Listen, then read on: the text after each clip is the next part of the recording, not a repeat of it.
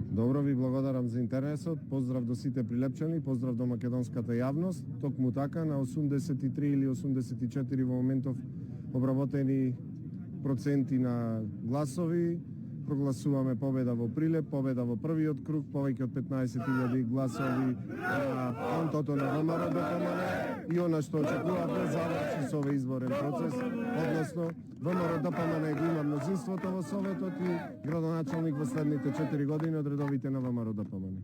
Колку според вашите пребројувања освојувате советнички места?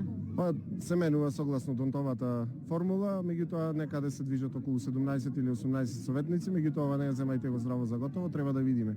Многу тешко стигнуваат, пошто се две ливчиња, треба дополнително пребројување, сондирање на резултатите, ама мислам дека бројката би се движела тука, не помалку од апсолутно мнозинство, односно помалку од 16 советници во Советот на општина Прилеп, представени од ВМРО ДПМН и коалицијата Твоја Македонија. Значи, со Прилепскиот совет број 27 советници. Да, Продановски, кои ќе бидат вашите приоритети?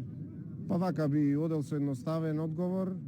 Поставивме 10 топ приоритетни проекти кои што ќе ги реализираме, меѓутоа мојот приоритет како иден градоначалник на Прилеп во следниот период ќе биде поуспешен град, подинамичен град кој што го заслужува своето место во Македонија и град кој што ќе има се повеќе и повеќе среќни лица по неговите улици. Благодарам, Продановски.